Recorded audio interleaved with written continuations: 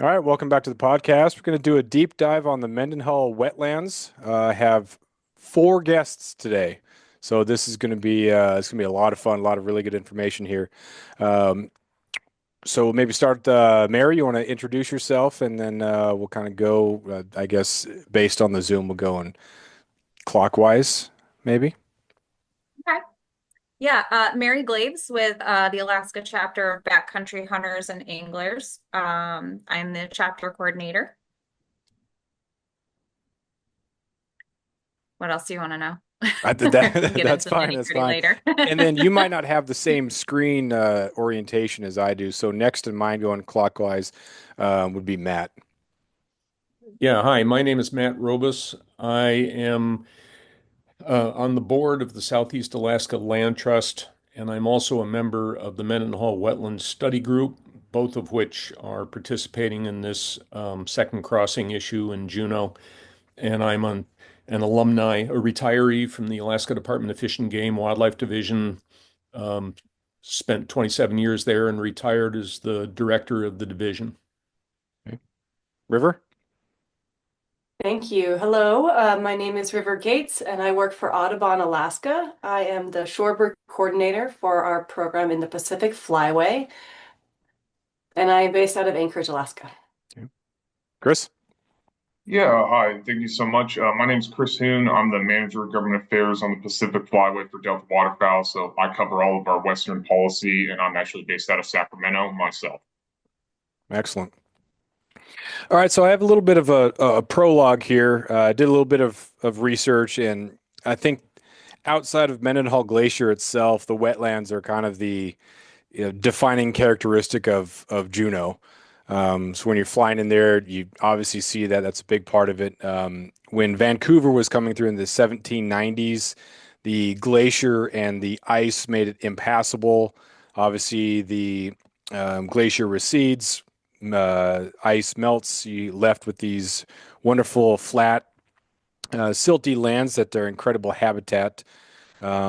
As Juneau grows, the airport, the first iterations of the airports built in the 1920s and 30s, obviously grows in the 40s with the war, and then more after that. So it continues to encroach. 1950s, dredging is done to allow small boats to get through the channel. And then 1976 it becomes a 4,000 acre game refuge. So that's kind of the wetlands piece. And then as far as bridges go, the first bridge was 1935 in that downtown area. At that point, Juneau had 4,000 people. Douglas had about 550. 1981, that bridge was replaced. At that point, Juneau had about 19,500, and best I could find was Douglas had about 1,500 people.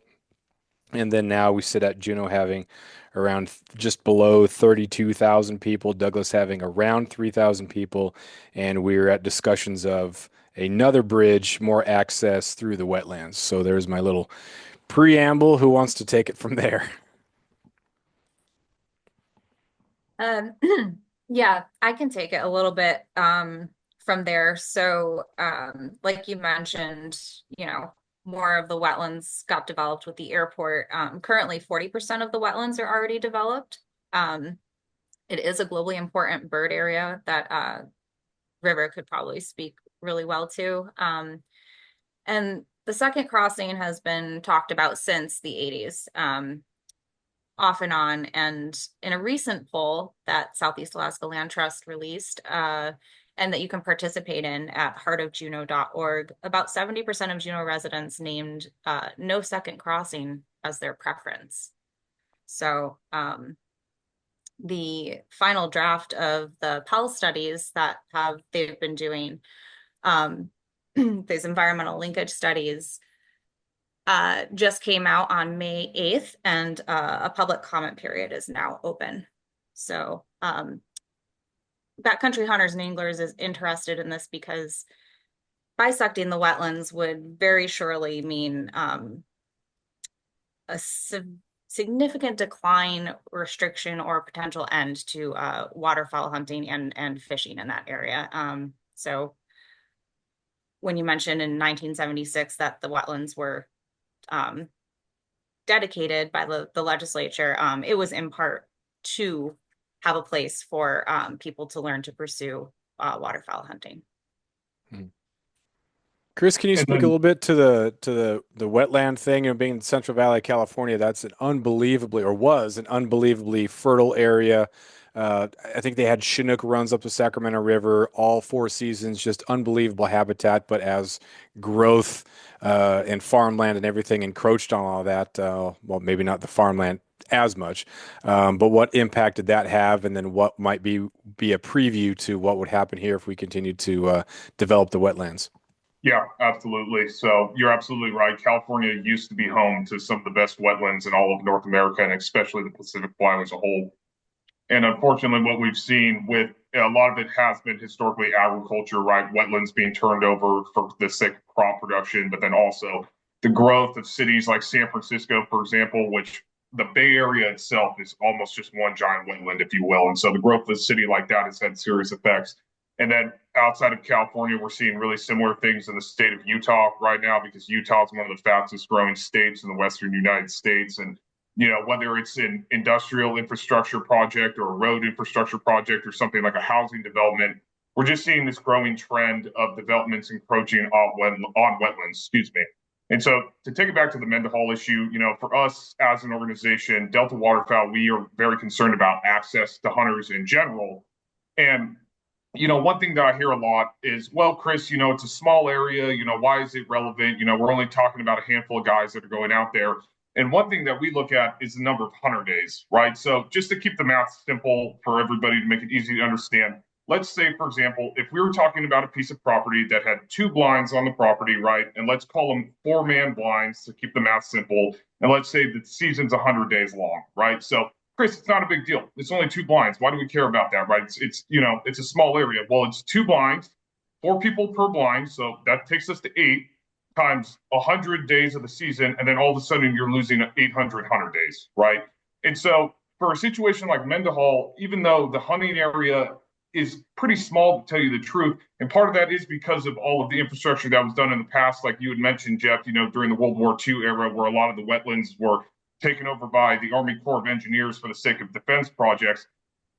It's an incredibly small area, but it's incredibly important. And then in addition to that, duck hunting, as an activity in the state of Alaska is something that's kind of unique because it's not easy to find access in general. In fact, I would argue that this is kind of ironic to say, Alaska is one of the few states where I think it's actually easier to find access for big game hunting than it is for waterfowl or for upland game hunting. And so you think about the proximity of the wetlands to Juneau themselves, right? And you have this major population center where, the guys and gals that are living in Juneau, they really rely on this access to the Mendenhall Wetlands so that they can pursue waterfowl. And quite frankly, they really don't have anywhere else to go. And so from us as an organization, that really is kind of the number one priority on why we're so interested in this and ensuring that this bridge does not limit access even further than it already has been historically. Mm-hmm. Yeah, and the amount of space in the Sacramento area, like 4,000 acres, the entire Central Valley is a massive swath of land, whereas in Southeast Alaska, you don't have habitat like this outside of what the Stikine River and then Mendenhall Wetlands. You don't have massive expanses. You don't have, just mountains and there's glaciers, and so it's really tough to find that. So it makes it that much more crucial. Yep, Yeah, exactly. In Alaska, it's a very large state. And so the guys that I've been talking to on the ground, they're telling me, hey, if we can't hunt here, we have to travel 3 to 4 to 5 hours elsewhere to find another place to hunt. Whereas, as you just mentioned, in California, because the valley is so huge, if for some reason you're not able to hunt on a piece of property, there's another piece of property that's going to be, within 10 to 15 to 20 minutes of wherever you are, just because we have so much opportunity here. Whereas in Alaska, the opportunity isn't as great, quite frankly. Yeah, Jeff, I think it's really important to talk about how the Mendenhall Wetlands fits into the migration chain for the birds.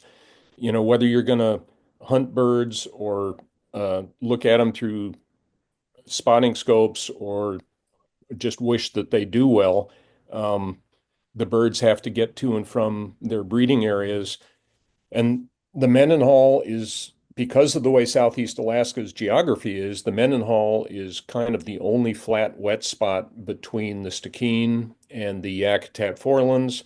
And so when birds are coming through here, if the Mendenhall wetlands are not available, what's left of the Mendenhall wetlands is not available to them, they're really in a hard spot to find habitat where they can refuel and head out for Yakutat and Cordova and their breeding grounds to the north and west. So that's kind of the main reason we are, all of us, focused on trying to preserve the values in the Mendenhall wetlands. And what's interesting and distressing about this Pell process that's been going on, it's been asked for by the city and borough of Juneau. It's been administrated by Department of Transportation, and they have a contractor that's been doing the work. There are 6 routes left in the final report that they're putting out this week. And that is only a couple less than they started with. And all but one of them go across the refuge, and several of them go across the middle of the refuge. And because of hunting setbacks and so forth, would very likely eliminate hunting. It would affect bird walking or bird watching and dog walking and all the other recreational activities. And the real question is why the lowest rated routes have not been dropped from the process, which is the whole purpose of the Pell process in the first place. So the 2 or 3 routes that go right across the middle of the refuge through the most valuable habitat, even though their scores have, and we appreciate them changing them, the scores have gone down. They are still in there in order to go forward to the EIS level. And it's really inexplicable why low-rated, high-impact routes across a wildlife refuge are being left in the process. River, do you have something to add to that? Sure. I guess I wanted to also highlight again the fact that this is a globally important bird area, and to kind of to talk about what Matt and Chris were mentioning about the importance of the stopover site. If you look at Southeast Alaska, there's only 3 different stopover sites that you have for water birds. And as Matt was saying, the Yakutat forelands are to the north and the Stikine River Delta is to the south. And so in addition to it being a critically important stopover site for migratory water birds, it's a really important fishing site as well, in addition to recreation sites. So I definitely, as our organization looks at the different impacts, our advocacy is centered around birds, because birds is an important piece of why we support or the conservation messages that we share with the world. But I think the other piece of this is that this is a very locally accessible recreation and hunting area. And without that, the people of Juneau are going to have to spend more time in boats, going to other areas, if there are even other areas in the Juneau area for waterfowl hunting. And so losing that access point for the local community, I think, would be really disappointing and devastating, especially because it hosts a broad spectrum of the community, both the hunting and fishing and foraging communities, as well as the recreational communities. The other thing about the refuge itself is the access is amazing for families. So people can go there with their kids and just mess around for the day. They don't have to pay user fees to go into another area. And it's also a great area for elderly people to go and recreate, especially people that are recovering from surgery. So the values to the communities are enormous, and the impacts with the different bridge crossings would be enormous. Mm-hmm. What are we talking about birds species wise as far as numbers? Or do we have an idea of species, and then also, I don't know, you don't have a little clicker that you're standing out there just clicking the amount of birds that you see, but do we have an estimate of how many birds are using this and how many species? Yeah, we do. So the Mendenhall Wetlands has been studied for about 30 to 40 years by a lot of local enthusiasts, as well as the Department of Fish and Game. Um, in terms of the big numbers of birds, it's a really important stopover site for waterfowl. So the most common species are Canada geese by the thousands, greater white-fronted geese by the thousands. Shorebird species of importance would be surfbirds, western sandpipers, pectoral sandpipers. And in terms of general numbers, we think somewhere between about 200,000 individual birds use that habitat during migration during the different periods of their life cycle. So about 230 species use the habitats across all the spectrum. So you've got owls, you've got harriers, you've got birds of prey, you've got seabirds as well. Big numbers of surf scoters are in the Fitzroy area. So yeah, it's a really important area for a diversity of migratory birds. It's also a really important habitat during the non-breeding period. And so waterfowl actually winter in that area as well. So it's got year-round importance and not just importance for migratory birds. So if someone were to say, well, once you get the bridge in there, then nature will adapt. Like how would we answer that to figuring out problems? They figure out how to cohabitat. They lose a little bit of their ground, but they can just make do with the smaller acreage. Like what would be the good answer to that? I mean, that's a false statement, quite frankly. I mean, that's the honest answer, right? I mean, that's not true. And not to bring it back to California, but I mean, look at the Bay Area, for example, 40, 50, 60, 70 years ago, it was one of the most premier waterfowl destinations on the Pacific Flyway. And as the bay has grown and grown and grown and taken over more and more of this natural habitat, you're seeing less and less, not only hunting opportunity, but just habitat opportunity for the birds to go and stay. So I would just say that's a completely false statement. There's no validity to it whatsoever. Mm. Pigeons and seagulls are cool, but we want some variety. Right. Yeah, I was gonna say, going back to hunt days and harvest, from the wetlands. Fishing game numbers show about 2,600 waterfowl harvested annually, 200 snipe harvested annually.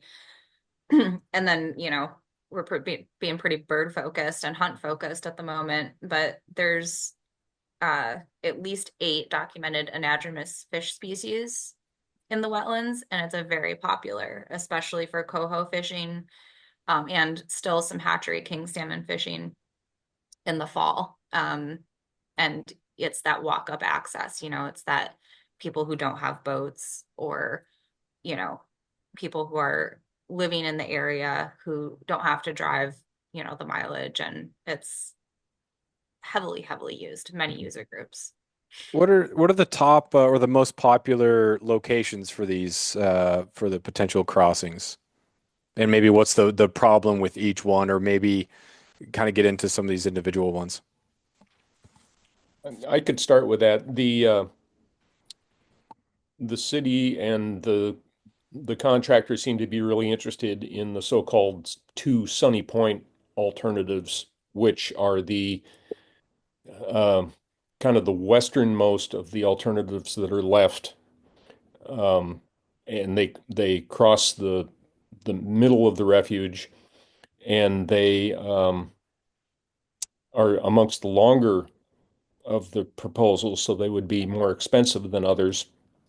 And they would kind of get right in the middle of the hunting use and public recreational use, and just be kind of split the refuge in half and make it questionable whether Fish and Game could really manage consumptive activities on either side of this this route.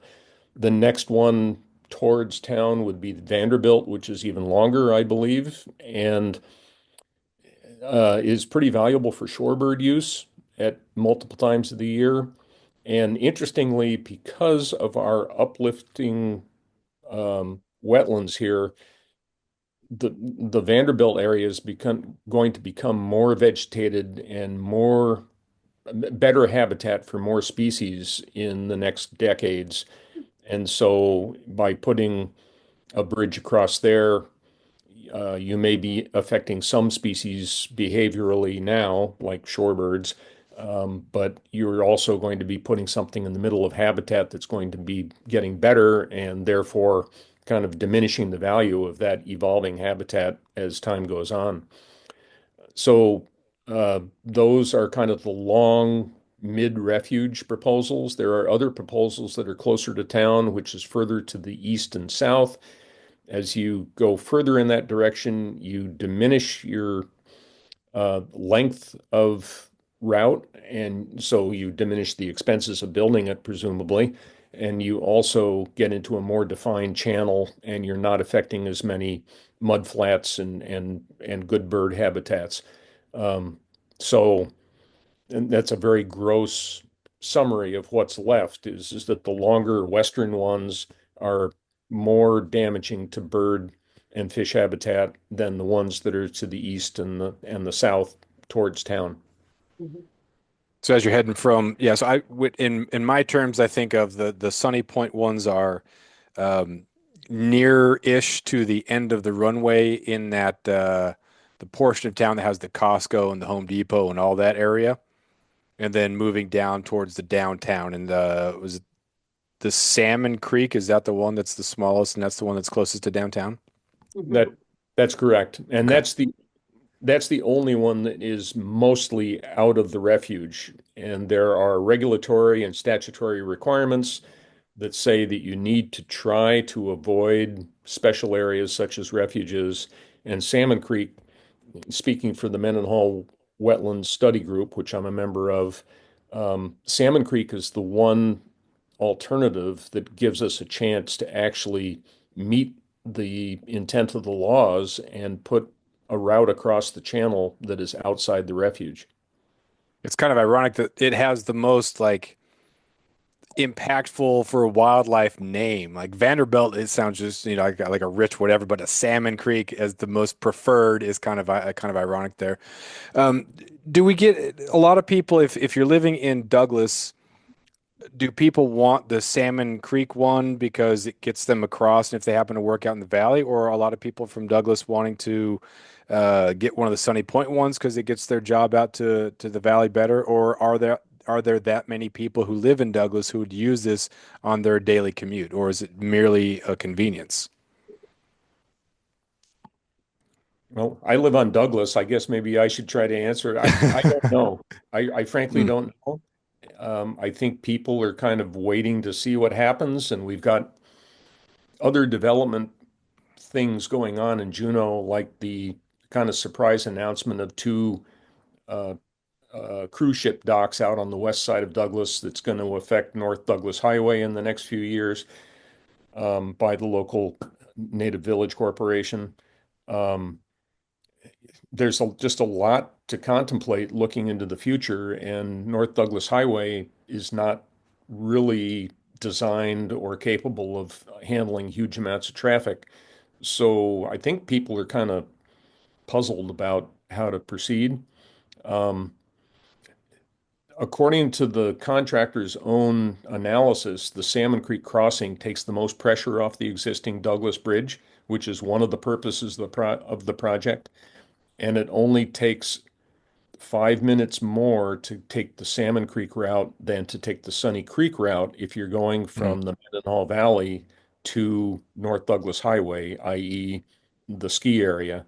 Um, so, from our standpoint at the study group, it seems like the Salmon Creek avoids the biological impacts and really improves access to the extent it can be improved without some sort of new road to take the place of North Douglas Highway. Yeah, and these compute going back to California, these commutes have got to be cute compared to the people who are commuting from Sacramento into the Bay Area or from Yuba City into town. Um, I did some research, and I don't know if these numbers are still accurate. I think it was from a year or two ago, but the estimated cost for the Salmon Creek Bridge was going to be $390 million, and it was going to be there was going to be an annual maintenance cost of about $70,000 versus the Sunny Points. The West Sunny Point was $490 million with $150,000 annual maintenance estimation, and the Sunny Point was $530 million with $175,000 of annual maintenance. So money standpoint, it seems like Salmon Creek is a no-brainer.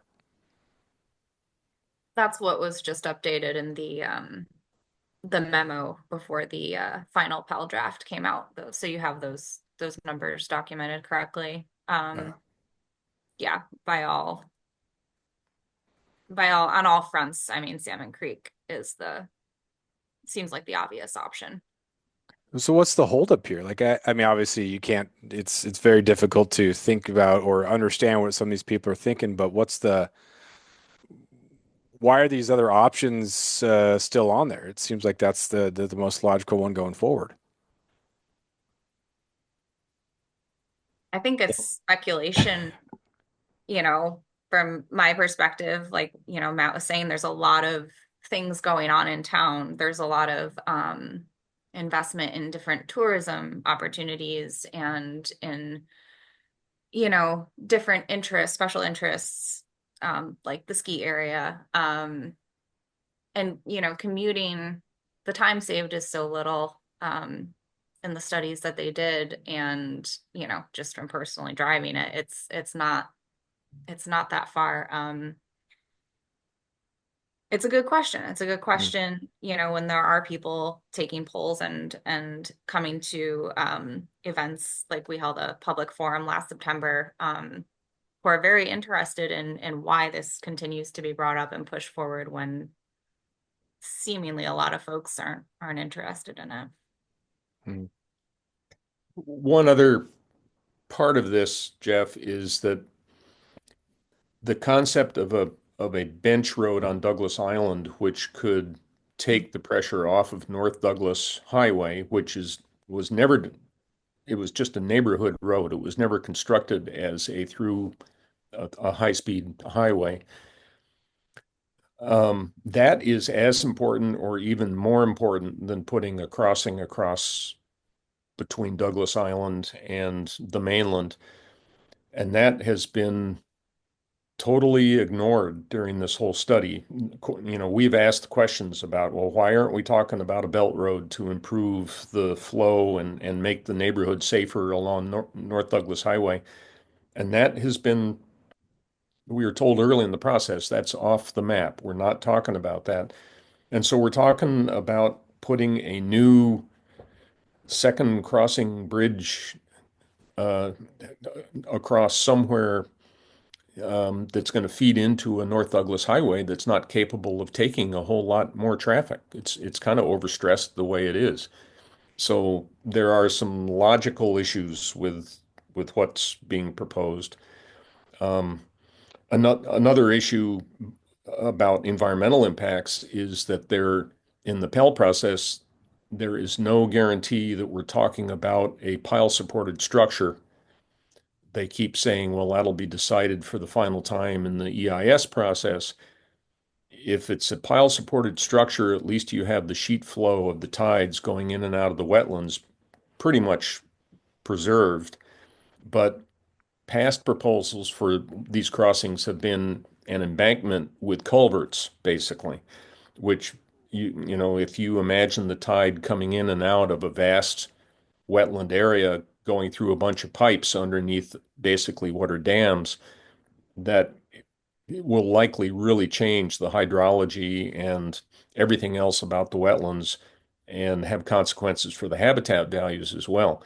So there's a lot of uncertainties, and this Thursday at the public meeting, the issues about, why are we proposing routes across the middle of the wetlands rather than go off refuge like the law suggests, and how are you going to build these routes? Are they going to be dirt dams, or are they going to be put on pilings, which is much more expensive?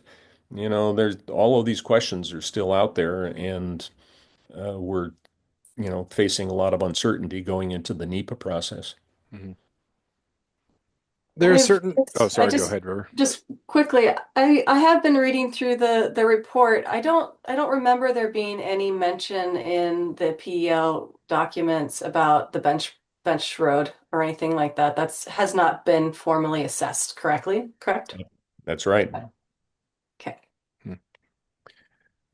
So my question was, trout often can be an indicator of when an ecosystem has been messed up or damaged, specifically when it comes to water quality. So when it comes to habitat for birds, I guess kind of when I think of waterfowl, I think of kind of your ducks and geese, whereas shorebirds can be different. Do one of those populations might be more at risk of these things, or is one gonna maybe be the indicator that we've really gone too far because these birds aren't here anymore or not showing up, and maybe we've really ruined the ecosystem? Is there an indicator species out there that might be more vulnerable to this? Well, I wouldn't really think about it that way. The way I think about it is that the Mendenhall Wetlands provides critical habitat for populations of birds that are already in decline. Shorebirds are in decline by about 30%. Waterfowl are doing pretty good with a couple of populations declining. Land birds are declining. And so in terms of birds being indicators of ecosystem health, yes, we could come up with examples of those. They would probably be the water birds. And so if habitats are degraded, especially with shorebirds or water birds that use a diversity of habitat types within those major habitat types, you would see the diversity in abundance decline over time. So you can use birds as indicators. And we're already seeing a decline. We're already seeing that things are not great. Yep. About 30 years of research have demonstrated that we've lost about a third of, or 3 billion birds essentially, or about roughly 20 to 35% of migratory bird populations in the Americas. And that's So yes, birds are in mostly. decline. A lot of it has to do with the fact that California wetlands got altered 100 years ago. Alaska is fairly intact, but all across the flyways of the Americas, critical wetlands habitats have been damaged, and you've seen populations decline as a result of those declined habitats. So maybe each of you, if there's like something that we haven't covered yet, what's something that needs to be added to this conversation? Either information that's out there that's incorrect, or questions that people are asking that are the wrong questions, or anything else you'd like to add. What needs to be added to this conversation? I'll add that there's an open house. I'm not sure, Jeff, when this pod will air, but the open house is in 2 days on Thursday, in Juneau at the Jack from 5 to 7 p.m. So the public can come out and learn more about the projects being proposed at the different locations, the Pell, and kind of learn how to make their comments heard. Might have to do a special episode then. Might have to get this out a little sooner than I thought, so that's fine. Well, there's also the comment period goes till June 9th. And BHA does have an action alert up. Obviously, comments are more impactful if you edit our comment letter to reflect what your personal concerns are. And you definitely should. I know there's a lot of user groups that value this place, and it's, if we all talk about that and we make our voices heard, we can make a difference.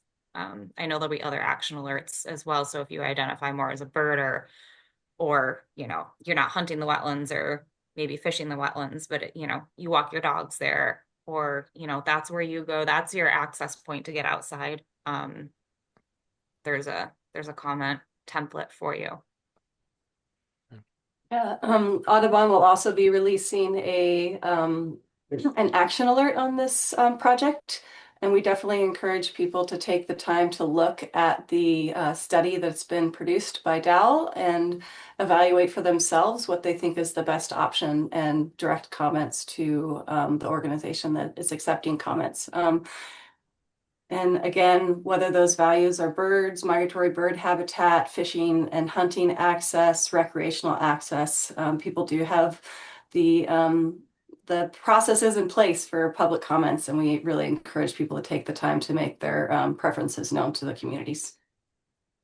Yeah, just to piggyback on what Mary and what River just said, I would agree the same thing. We've received a lot of good engagement on this issue at this point, but there's no such thing as too much engagement, right? So I would say if you're somebody that's listening to this podcast right now, and whether you're a hunter or fisher, you just like to go out there and look at the birds or walk your dog, make your voices heard, right? Make sure that you speak up on this issue so that people know that, this isn't just a hunting issue or this isn't just a fishing issue, right? This affects the greater Juneau community and the greater southwestern Alaskan community as a whole. Yeah, and I'd say that the thing that is not being talked about, which I also already talked about when I talked too much earlier here, but after great efforts on the part of several of the conservation-oriented groups, including the Mendenhall Wetland Study Group and the Southeast Alaska Land Trust and Audubon and others, we finally got Dowell, the contractor working on the Pell study, to change their ratings for the effects on bird habitat, which were greatly mistaken in the first couple of editions of their documents. And so they finally lowered the ratings for the Sunny Point alternatives and the Vanderbilt alternative. And we really appreciate the fact that that finally happened. It was a hard process getting there. But the question is, if the Pell process is meant to reduce the number of alternatives going into the front end of the EIS process, then why are we still talking about 6 alternatives when there's several alternatives like Sunny Point 1 and 2 and Vanderbilt that don't score very well because of their impacts on birds? Why are they still in the process? Mhm. If we're going forward to the EIS, if those are low scoring, then let's take the high scoring alternatives and start doing a detailed analysis of those for the EIS. I think that is a huge question that needs to be addressed at the Thursday hearing. And if anybody listening to this podcast uh, wants to have influence on how this comes out, I think that's a very large question. I don't want to put you on the spot, but I'm going to put you on the spot, and you can totally abstain. But what does your gut say is going to happen? Is this going to be is the bridge going to get built? Is it going to be the Salmon Creek one, or is it going to be just an absolutely obnoxious decision that ends up costing way more than expected and then ignores other infrastructure issues? Where do you think, I guess, how cynical are you on this Tuesday? Cynical? I I hate to do too much predicting, but I don't have a whole lot of confidence in the decision. I also think that the amount of money that we're talking about for a 30,000 person community to put a pretty expensive bridge across to Douglas Island, in addition to the one we already have, I think funding wise, that's a long shot these days and in the future. But I don't think that the decision should be left to whether we can afford it or not. I think the decision should be made based on whether it's a good decision or not. And I think that um, an off-refuge alternative still exists so far. I think that would be a great thing for the state and the city to pursue. And if not that, then I think they can do a minimal impact crossing at the south end of the refuge at Twin Lakes. That would be a short bridge, a fairly inexpensive bridge related to or compared to the others. Um, but I'm veering off into my hopes rather than what I think is going to happen. I'll say that in the memo that came out in one of the financial meetings that the city had a few Mondays ago, they mentioned that negotiations continue on the MOA between Department of Transportation and Public Facilities and the Federal Highways Administration, because they had a 16.64 million, sorry, $16.46 million dollar grant that they are not sure will be processed at this time under the administration. And so with that and, the cost of all the options that they are discussing and continuing to leave in to the option list doesn't seem super likely, but again, like that's what Matt said, we don't want we don't want a decision based on that. We want to be listening to what the community wants. We want to be listening to what the science is telling us, and that's a bad spot. This is a bad spot for a bridge, and it's, you know, it's going to affect a lot of things. Chris or River? You know, to tell you the truth, yeah, I think it's too early to say one way or the other, so I don't want to make a prediction right now. But what I will say, and what you already pointed out, Jeff, is for our perspective, you know, this is kind of a no-brainer, right? The state of Alaska is saying that, you know, the Douglas Bridge is the fifth busiest intersection in the state right now, and that's the need for this infrastructure project, right? Okay, if that's the case, the Salmon Creek crossing is clearly the least detrimental to the refuge right now out of all the listed crossings. And it's also the cheapest and most affordable. So why not just pick the Salmon Creek crossing and be done with it if you need to build this bridge? That's kind of the short of it, if you will. Yeah, and I guess I'll just piggyback on Chris's points is that if the Salmon Creek crossing is affordable and meets the criteria for the crossing, they could save quite a bit of money in the NEPA process by not going through the environmental assessment of all of those different options, alternatives. Great. Well, anything else to add here before we close it down? Make sure you get your comments in. Make sure we're, you know, giving them the public process that they are allowing us to have. Yep, they're public lands, so we have the opportunity to make comments on how they're managed, and so it's a great opportunity for people to be engaged. Yeah, I think growing up on Prince of Wales, my first impression of like environmentalists were people who didn't want my friends who were loggers' parents to have jobs.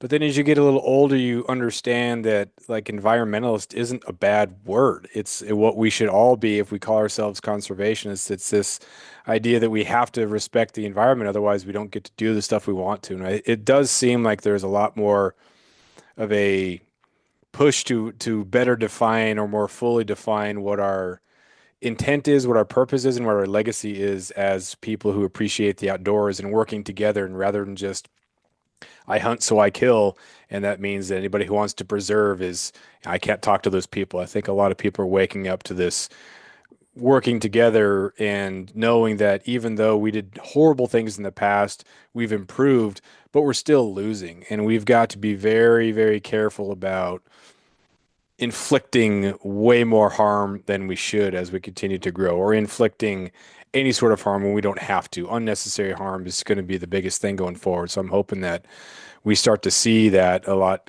clearer. And I think that there's the voice of outdoors people coming together. I think it's going to be hopefully a powerful thing going forward. Hope so. Yeah, hope so. That's Tuesday afternoon. It's sunny in Ketchikan, so how could I not be optimistic? That never happens. For anyone Well, who's not, oh, sorry, can I just yeah, plug? go ahead. I want to plug something. Heartofjuneau.org. For anyone who's not familiar with the area, you know, and if you care about whether it's migratory birds, hunting access, heartofjuneau.org is a sort of a one-stop shop for all of the documents that have, you know, the Pell studies, the Mendenhall study, Mendenhall Wetlands study group, some BHA documents. There's kind of a mishmash of everything to kind of do your own research on this area there. And you can take the poll if you so choose. So it's just kind of an easy way to get more information. If people wanted to get more information about your individual organizations, like how would they go about doing that? Where can they find you? Where can they follow? How can they subscribe, become a member, all that stuff?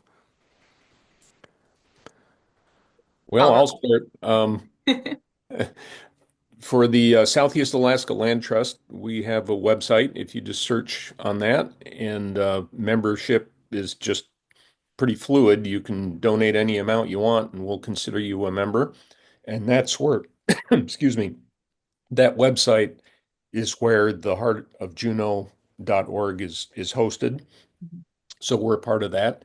The other organization I'm representing is the Mendenhall Wetlands Study Group, which is an amorphous, leaderless, excuse me, group of about 24 professionals, natural resource professionals who have worked around Juneau, wow, and in the wetlands, and have a background and concern for it.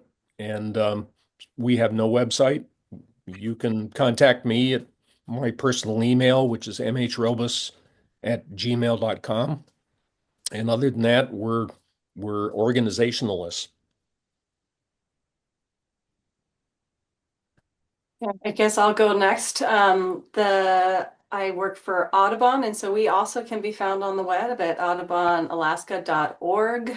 We also have memberships there. We are a statewide organization, but we are also a national and international organization as a program of the National Audubon Society. Yeah, and then I guess I'll go ahead and go next.